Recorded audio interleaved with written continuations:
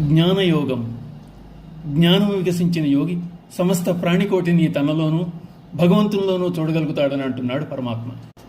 యజ్ఞాత్వా న పునర్మోహం ఏవం యాస్యసి పాండవ ఏన భూతాన్యశేషేణ ద్రక్ష్యస్యాత్మన్యధోమయీ.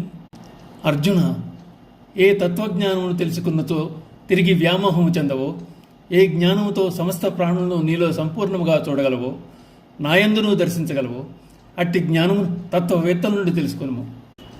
జ్ఞానమును పొందెను అనుటకు నిదర్శనం తిరిగి మోహములో లేక అజ్ఞానములో పడకుండుట, కనిపించే వస్తువులన్నీ అసత్యములను గ్రహించుట, ఆత్మ ఒక్కటే సత్యమైందని రూఢి చెందుట. చెట్టుననున్న కాయగా ఉన్నప్పుడు పుల్లగా వగరుగా ఉండి పక్వత చెందిన తర్వాత తీయగా మారుతోంది. అంతేగాని పూర్వపు వగరు పులుపు తిరిగి అది సంతరించుకోదు. మనకు కనిపించే సూర్యుడు ఉదయించి అస్తమిస్తూ ఉంటాడు. కానీ జ్ఞానం అనే సూర్యుడు ఒకసారి ఉదయిస్తే మరల తిరిగి అస్తమించడం అనేది ఉండదు. అదే విధముగా జ్ఞాని అయినవాడు మరల మోహము చెందడు. కనుక సాధకుడు తనలోని కోరిక, క్రోధము, అసూయ మొదలైనవి పూర్తిగా తొలగినివో లేదో తరచి చూసుకోవాలి. సమస్త జగత్తును జ్ఞాని ఆత్మయందు కాంచగలడు. ఆత్మ పరమాత్మతో మమేకమైనప్పుడు జ్ఞాని జగత్తును భగవంతుల్లోనూ చూడగలడు.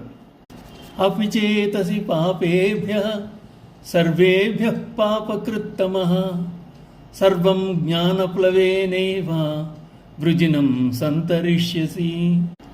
ఒకవేళ నీవు పాపాత్ములందరికంటే పాపివైనచో జ్ఞానమనేది నౌక సహాయంతో పాప సముద్రం నుండి పూర్తిగా బయటపడగలవు.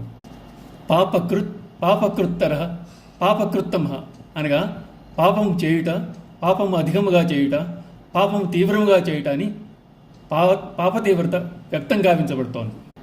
పాపకృత్తమః ఎంతటి పాపాత్ముడైనా జ్ఞానం వలన పాపరహితుడై ముక్తిని పొందవచ్చు అని భగవానుడు చెప్తున్నాడు. అటువంటి వాడు జ్ఞాననౌక సహాయంతో అపారమైన అగాధమైన పాప సముద్రం దాటి క్రమంగా ఆవలి తీరానికి చేరుకోగలడు, తరించనూగలడు. పాపము చేసిన వాడు శాస్త్రమును చదవరాదు, వేదమును స్పృశించరాదు, ఓంకారం ఉచ్చరించరాదు, గీతను పఠింపరాదు అనుదానిలో అర్థం లేదని ఈ శ్లోకం నుండి తెలుస్తోంది. అయితే ఈ విషయంలో భగవానుడు పాపమును ప్రోత్సహించడం లేదని తెలుసుకోవాలి. ఈ ఉపదేశం అజ్ఞానం చేత పాపం చేసిన వారికి కానీ తెలిసి పాపం చేయువారికి కానీ వర్తించదు.